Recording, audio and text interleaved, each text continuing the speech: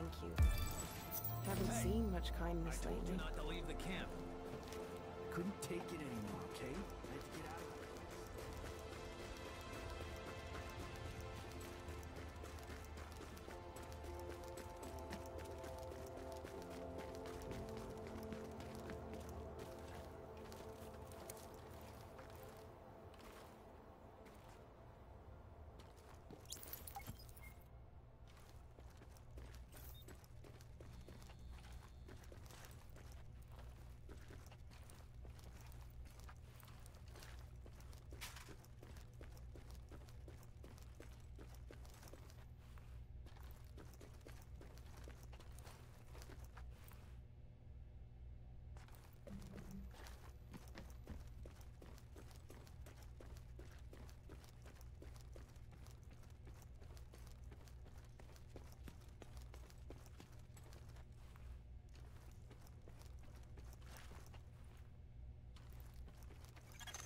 Active echo beacon detected.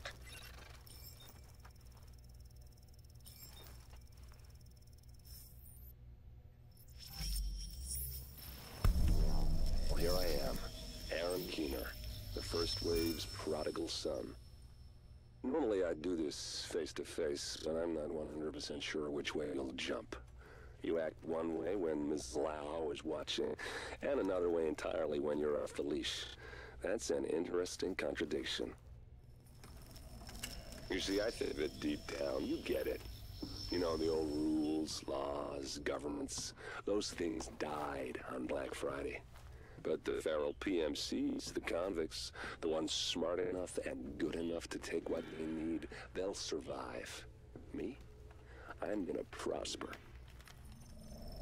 Oh, you could too, but you took an oath, right? You got a duty. Those are both ways of saying that your conscience is fucking you. You ask yourself, who has earned a right to tell you what to do? Do you know how many agents died to hold the Dark Zone just for the brass to give up and put a wall around it? You don't believe me? You should check the place out for yourself. But the people you're working for, they're irrelevant now. Amherst changed how the game is played, and I have got the vision to win. I got Chernenko, I got a DNA printer, and a very interesting recipe book. I'm gonna write my own rules. You should think about getting in on this thing. I'll be seeing you.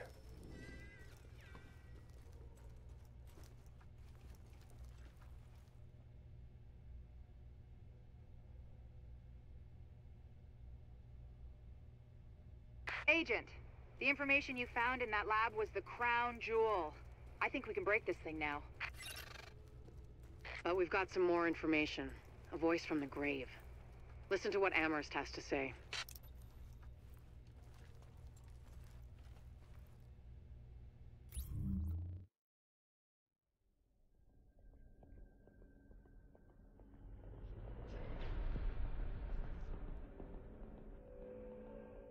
What you're looking at is the smallpox virus, one of the deadliest pathogens on the planet.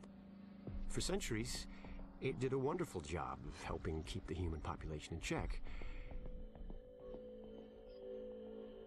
But times change, and sometimes Mother Nature needs a hand in improving her creations. Like, say, speeding them up a little bit, making them contagious when they should be quietly incubating in a host, or making them more lethal.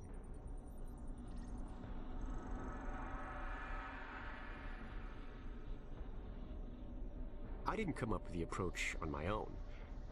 My friend Vitaly is one of the pioneers in the field, and the idea has been around for years. Genome as data. You see, once we digitized DNA, we made it infinitely mutable. We could do 1,000 virtual variations in the time it used to take to grow a one-lab-grade generation of pathogens.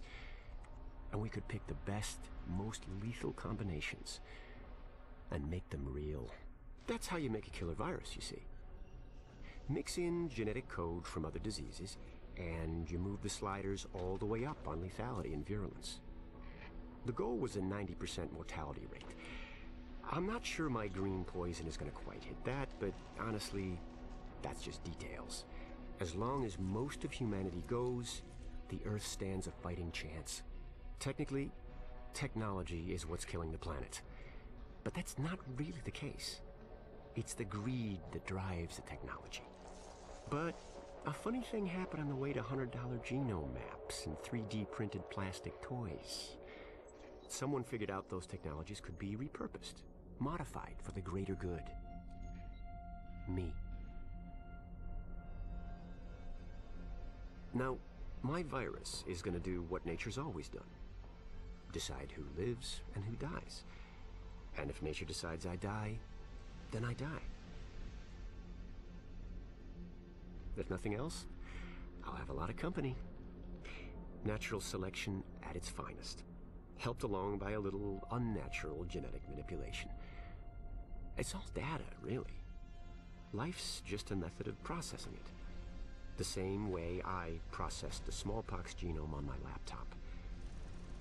And who's to say that wasn't the plan all along? If, by some miracle, you survive green poison, then nature's decided you deserve to live. The rest of us shouldn't and won't. Godspeed. I'll see you in hell.